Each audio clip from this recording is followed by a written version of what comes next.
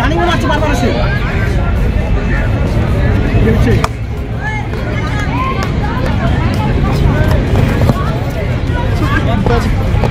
মার না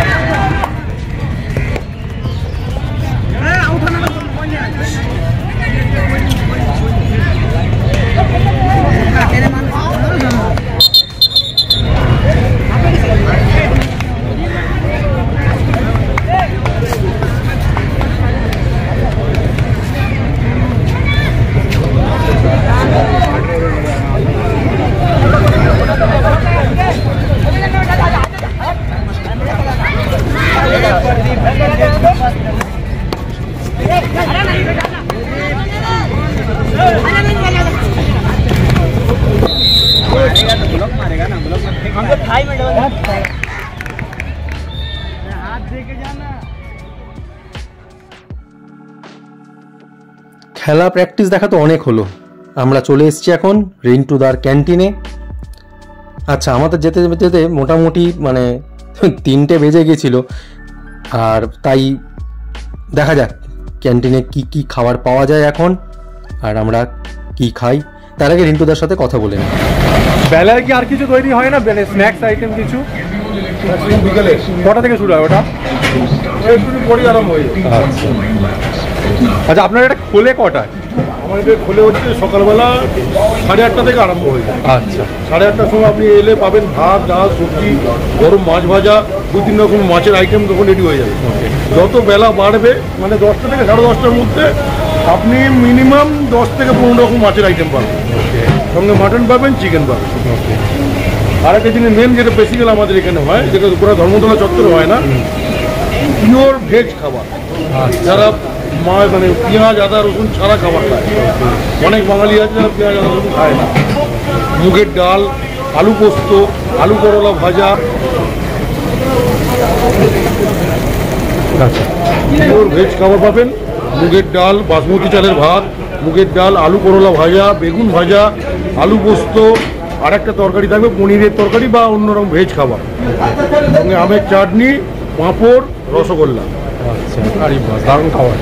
এই খাবারটা লাগে একদম পিওর ভেজ খাবার। এটা দুপুরবেলা আসলে পাওয়া যাবে, 12টা-1টা নাগাদ আসলে পেয়ে যাবে। হ্যাঁ, ওটা আপনি 12টা-1টা না, আপনি 10:30টার পর থেকে সব আইটেম পেয়ে যাবেন। আচ্ছা, আর এই লাঞ্চ আইটেমটা মানে কতক্ষণ অবধি চলে? লাস্ট সকালবেলা 8:30 থেকে 3টে, ম্যাক্সিমাম 3:30। ওকে, আজকে এখন 3:30 বাজে, এখন কোনো খাবার নেই। আচ্ছা, এরপর স্ন্যাক্স পরে বিকালবেলা স্ন্যাক্সের আইটেম বলতে আপনি পাবেন, প্লেয়ারদের প্র্যাকটিস থাকে মেনলি, এখানে প্লেয়াররা খায় সব, বাইরের লোকও খেতে পারে। বাটার টোস্ট, অমলেট, ডিম টোস্ট, ঘুগনি, পাউরুটি, chowmein, vegetable stew, chicken stew, mutton stew, egg roll. আচ্ছা, এটা কতক্ষণ অবধি? রাতে? এটা রাত্রে থাকবে 7:30 পর্যন্ত। 7:30। আর আপনাদের সপ্তাহে কি রোজ খোলা না বন্ধ আছে? প্রত্যেক দিন খোলা, প্রত্যেক দিন, কোনো বন্ধ নেই। ওকে, ঠিক আছে, থ্যাংক ইউ।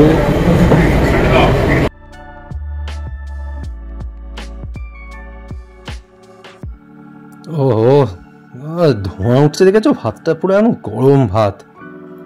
আচ্ছা, আমরা যেটা অর্ডার দিয়েছিলাম, মানে যেটা আমাদের ইয়েতে ছিল, যে থালিটা আমরা খেয়েছি, তাতে ছিল ভাত, মিনিকিট চালের, মুগ ডাল, আলু করলা ভাজা, সবজি, মাটন, চাটনি, এটা তোমরা দেখতে পাচ্ছ, আর ছিল হচ্ছে বেগুন ভাজা।